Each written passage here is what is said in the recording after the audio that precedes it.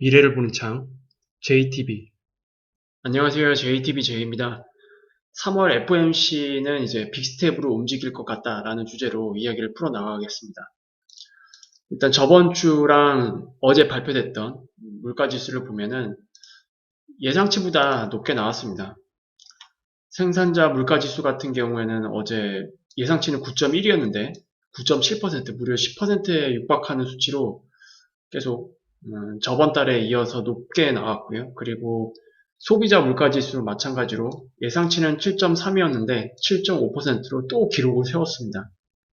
그래서 이렇다 보니까 이제 연준 쪽에서는 여러 이야기가 많이 나오게 됐죠.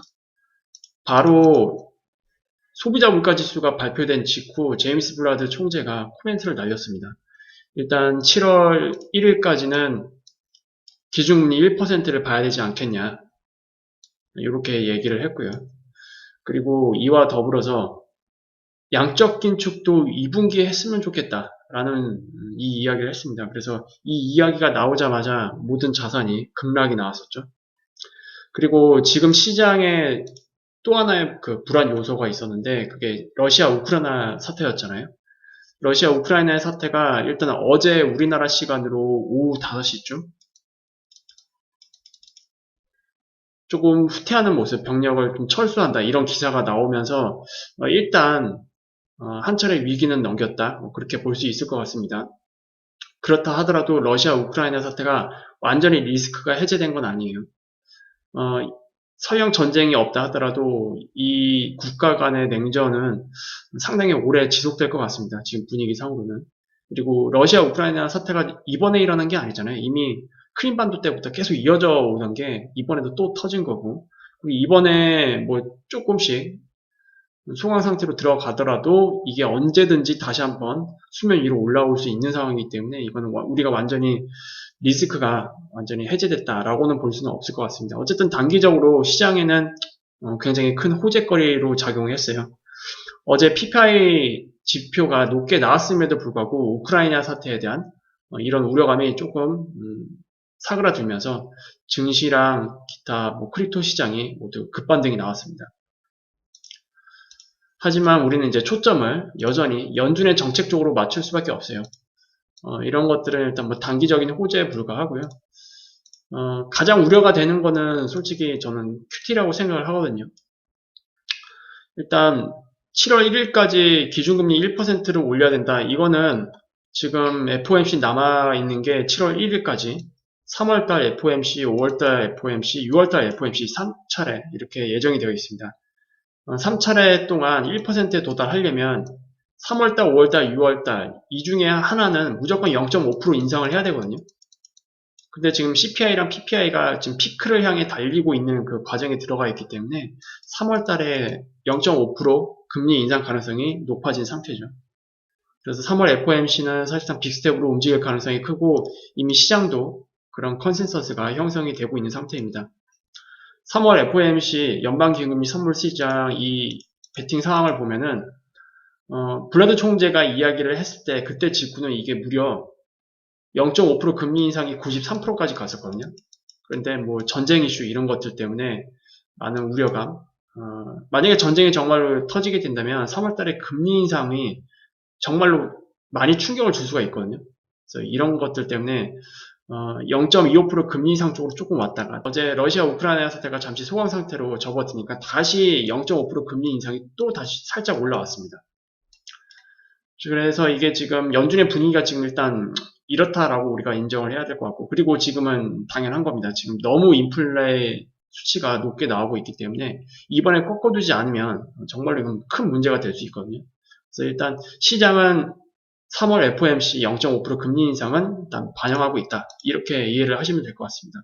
다만 양적 긴축에 대한 어떤 그 가이드가 3월 FOMC 때 만약에 나오게 된다. 그리고 그 가이드가 만약에 나왔을 때 정말로 2분기 어느 시점부터 시작할지도 모르는 그런 가이드가 나오게 되면 이건 이제 추가 충격을 줄 수 있다는 걸 염두해 두셔야 될 것 같고요. 기존에 파월 의장이 양적 긴축은 하반기쯤에 예상한다라고 얘기를 해놨기 때문에 이게 뒤집히게 되면은 2분기 쪽으로 물론 2분기에 시작하더라도 3월, 4월 달 이렇게 시작하지는 않을 거예요. 아마 5월달이나 6월달 이때쯤 시작할 수 있겠죠. 그래서 어쨌든 2분기에 시작하게 되면 빨리 시작되는 거잖아요. 이 긴축의 강도도 빨리 올라가게 되는 거고. 그래서 어쨌든 이거는 추가 악재로 우리가 봐야 될 것 같습니다. 어쨌든 3월 FOMC 때 추가 악재가 나오더라도 0.5% 금리 인상하고 그리고 QT에 대한 가이드 어느 정도 나오는 게 좋습니다. 시장 입장에서는. 그래야 빨리 그 악재 다 반영하고 불확실성을 어느 정도 해소한 상태에서 위드 코로나라는 호재를 안고 시장을 좀 반등시킬 수 있거든요. 그런 그림이 만들어지길 개인적으로 좀 기대를 하고 있습니다. 그리고 우리가 이제 조금 더 롱텀 관점으로 좀 정리를 해야 될 게 있습니다. 지금 금리 흐름으로 보면은 금리 인상 사이클 후반부가 당장 올해 말부터 시작될 것 같아요. 원래 기존에는 금리 인상 사이클 후반부가 내년부터 시작될 걸로 예상됐는데 금리가 좀 더 빨리 오르고 그리고 양적 긴축까지 하게 되면은 금리 인상 효과가 어느 정도 반영될지 그건 또 까봐야 아는 거고 이런 문제가 있긴 한데 이거는 이제 내년 연방기금리 선물시장 컨센서스를 확인하고 말씀을 드릴게요. 내년 5월달 FOMC 컨센서스를 보면은 금리가 2.0에서 2.25% 타켓이 여기에 맞춰져 있습니다. 그러니까 내년 상반기 특히 2분기로 들어가면 이미 기준금리 2%대 여기를 이제 넘기 시작한다는 얘기예요. 개인적으로 저는 이번 사이클에서 기준금리가 2% 넘는 이런 상황이 발생되면 서서히 시장이 못 받아들일 것 같다. 긴축 발작이 일어날 수 있다. 이렇게 보고 있는 입장이거든요. 개인적으로.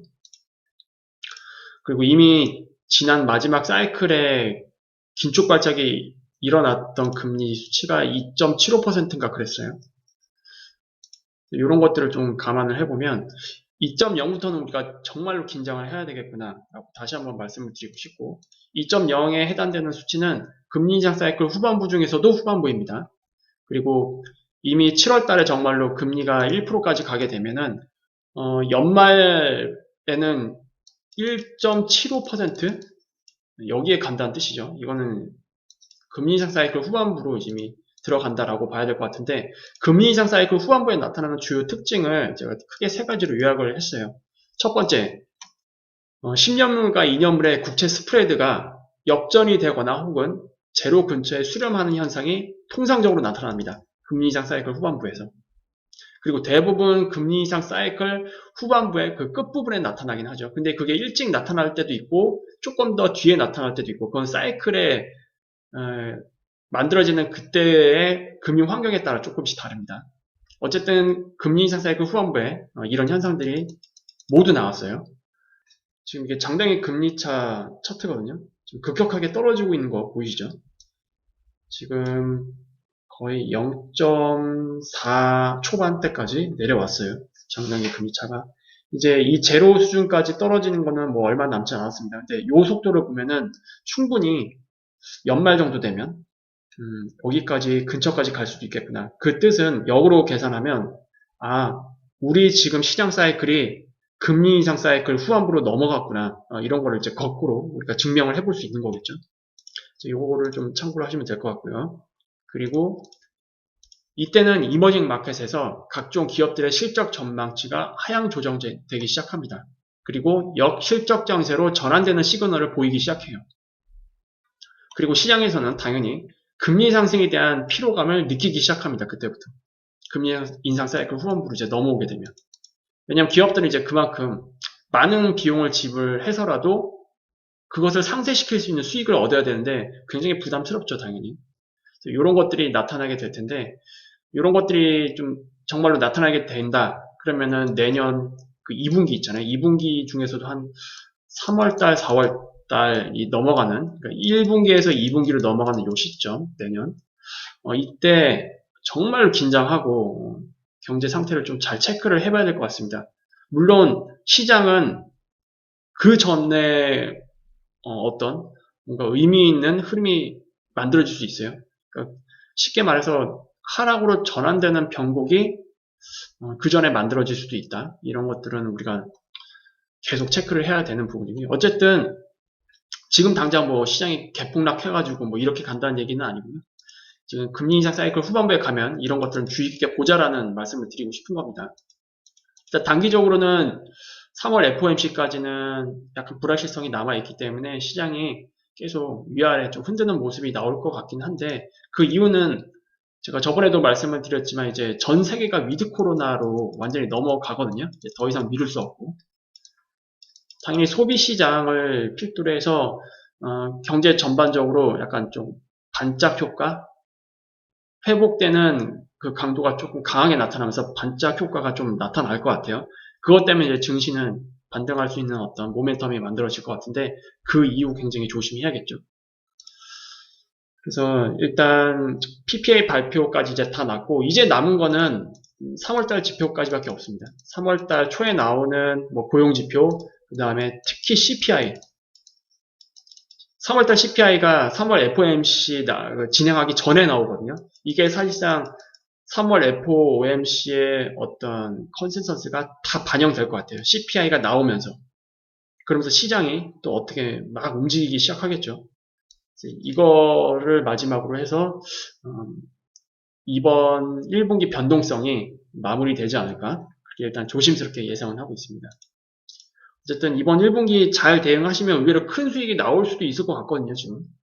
그래서 시장 투자하시는 분들은 그 부분을 잘 살펴서 특히 비중 조절, 현금 관리 이런 걸 잘 하셔가지고 대비를 하시면 될 것 같고요. 그리고 계속 당부 말씀을 드리지만 투자 말고 그 경제 활동 하시는 분들, 그리고 부채 관리를 해야 되는 포지션에 계신 분들, 올해 특히 상반기까지는 최대한 부채를 덜어내는 방향으로 좀 가는 게 맞지 않을까? 조심스럽게 그렇게 생각을 하고 있습니다. 아까도 말씀드렸지만 금리 인상 사이클 후반부 넘어가게 되면 어떤 일이 일어날지 예상하지 못하거든요.